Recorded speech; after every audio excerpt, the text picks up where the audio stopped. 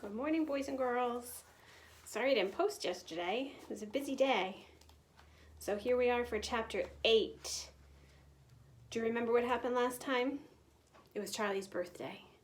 Do you remember what he got for his birthday? What he gets every year for his birthday? Right, he got a chocolate bar. And he's looking for that golden ticket. Did he find it? No, it wasn't in his chocolate bar. So he shared it with his parents and his grandparents. Chapter 8 is called 2 More Golden Tickets Found. That evening, Mr. Bucket's newspaper announced the finding of not only the 3rd golden ticket, but the 4th as well. 2 golden tickets found today, screamed the headlines. Only 1 more left.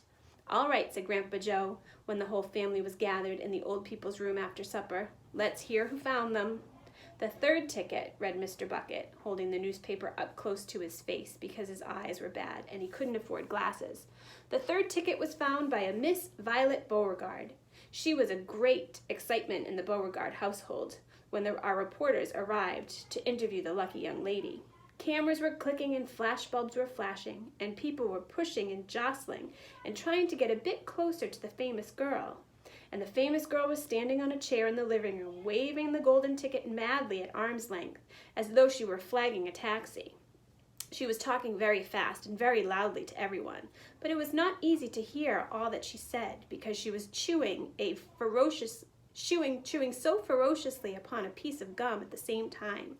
I'm a gum chewer normally, she shouted, but when I heard about these ticket things of Mr. Wonka's, I laid off the gum and switched to candy bars, in the hope of striking lucky. Now, of course, I'm right back on gum.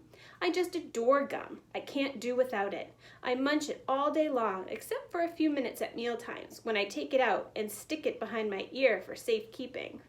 Ew. To tell you the honest truth, I simply wouldn't feel comfortable if I didn't have a little wedge of gum to chew on every moment of the day. I really wouldn't.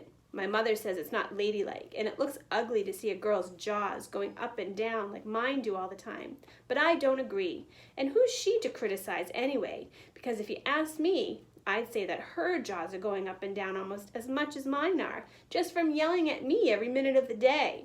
Now, Violet, Mrs. Beauregard said from the far corner of the room, where she was standing on the piano to avoid being trampled by the mob. All right, Mother, keep your hair on, Miss Beauregard shouted. And now, she went on, turning to the reporters again, it may interest you to know that this piece of gum I'm chewing right now, at this moment, is one I've been working on for over 3 months solid. That's a record, that is. It's beaten the record held by my best friend, Miss Cornelia Princemeadow. And she was mad. It's my most treasured possession now, this piece of gum is. At nights, I just stick it on the end of a bedpost, and it's as good as ever the next morning. A bit harder at first, maybe, but it soon softens up again after I've given it a few good chews. Before I started chewing for the world record, I used to change my piece of gum once a day. I used to do it in the elevator on the way home from school. Why the elevator? Because I like sticking the gooey piece that I'd just finished onto one of the elevator buttons. Then the next person who came along and pressed the button got my old gum on the end of his or her finger. Ha ha. And what a racket they'd kick up, some of them.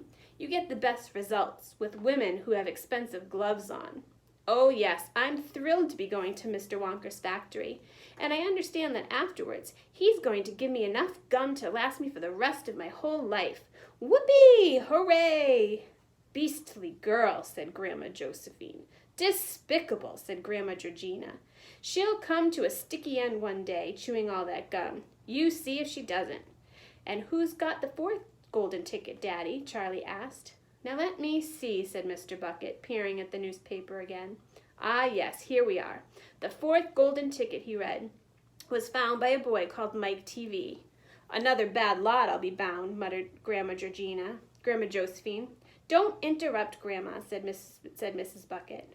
The TV household, said Mr. Bucket, going on with his reading, was crammed like all the others with excited visitors when our reporters arrived. But young Mike TV, the lucky winner, seemed extremely annoyed by the whole business.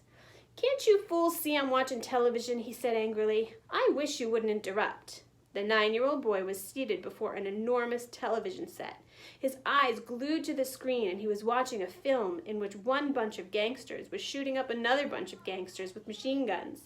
Mike TV himself had no less than 18 toy pistols of various sizes hanging from his belt around his body, and every now and again he would leap up into the air and fire off half a dozen rounds from one or another of these weapons.